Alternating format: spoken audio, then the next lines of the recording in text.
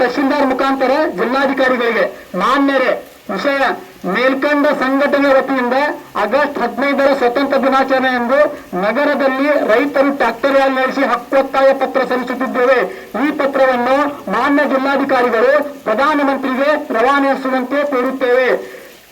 ಹಕ್ಕೊತ್ತಾಯಗಳು ಒಂದನೇದ್ದು, ಕೃಷಿ ಉತ್ಪನ್ನಗಳಿಗೆ ಕನಿಷ್ಠ ಬೆಂಬಲ ಬೆಲೆ ಖಾತ್ರಿ ಜಾರಿಯಾಗಬೇಕು. ಕೃಷಿ ಸಾಲ ಸಂಪೂರ್ಣ ಮನ್ನಾ ಆಗಬೇಕು. ಬೆಳೆ ವಿಮಾ ನೀತಿ ಬದಲಾಯಿಸಿ ಪ್ರತಿ ರೈತನ ಹೊಲದ ಬೆಳೆ ವಿಮಾ ಜಾರಿ ತರುವಂತಾಗಬೇಕು.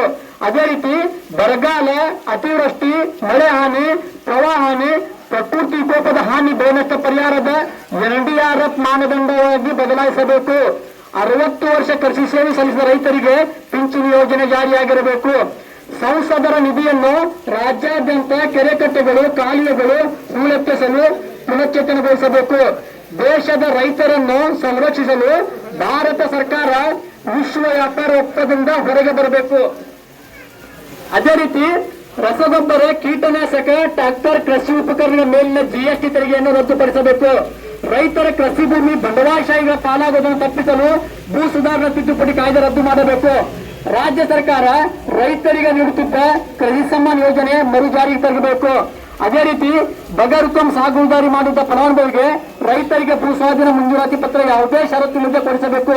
ಎಲ್ಲಾ ಕೃಷಿ ಕಾರ್ಯಕ್ರಮಗಳಿಗೆ ಎಲ್ಲ ಸರ್ಕಾರಿ ಖಾಸಗಿ ಆಸ್ಪತ್ರೆಗಳಲ್ಲಿ ಉಚಿತ ಆರೋಗ್ಯ ವಿಮೆ ನೀಡುವಂತೆ ಯೋಜನೆ ತರಬೇಕು. ಮತ್ತು ಕಬ್ಬಿನ FRP ದರವನ್ನು ರೈತರ ಹೊಲದಿಂದ ದರ ನಿಗದಿ ಮಾಡಬೇಕು. ಈ ಒಂದು ಮತ್ತು ಕಾಡಂಚಿನ ಭಾಗದಲ್ಲಿ ವನ್ಯಜೀವಿಗಳಿಂದ ಆಗುವ ಬೆಳೆ ಹಾನಿ, ಮಾನವ ಹಾನಿ, ಸಂಘರ್ಷ ತಪ್ಪಿಸಲು ವೈಜ್ಞಾನಿಕ ಪರಿಹಾರ ನೀಡಲು ಕ್ರಮ ಜಾರಿಯಾಗಬೇಕು.